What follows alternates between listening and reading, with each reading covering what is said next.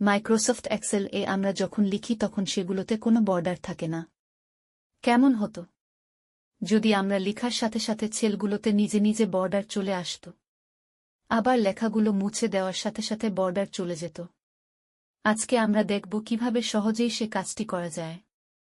প্রথমেই আমি একটি 4 কলামের টেবিলের টাইটেলগুলো দিয়ে দিচ্ছি। এরপর এর নিচের সেলগুলো সিলেক্ট করে নিচ্ছি। নিচের দিকের সবগুলো সেল সিলেক্ট করার জন্য Ctrl+Shift+Down অ্যারো চাপুন।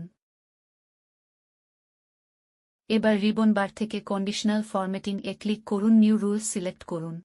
এরপর ক্লাসিক স্টাইল থেকে which cells to format select করুন। এরপর নিচের ফর্মুলা বারে ক্লিক করে সিলেক্ট করা সেলগুলোর প্রথম সেলটি সিলেক্ট করুন।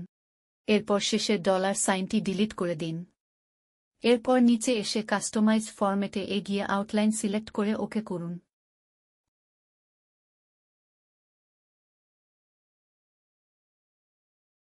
এখন টেবিলের নিচের সেলগুলোতে আপনি লিখতে শুরু করলেই অটোমেটিক বর্ডার চলে আসবে। কি মজা, তাই না?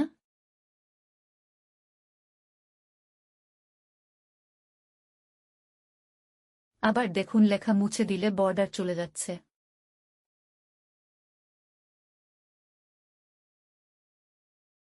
এক্সেল এ এরকম মজার মজার ট্রিক্স জানতে চাইলে আমাদের চ্যানেলটিকে লাইক করে সাবস্ক্রাইব করে রাখুন।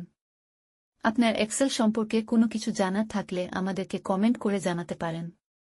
অনেক ধন্যবাদ আমাদের সাথে থাকার জন্য।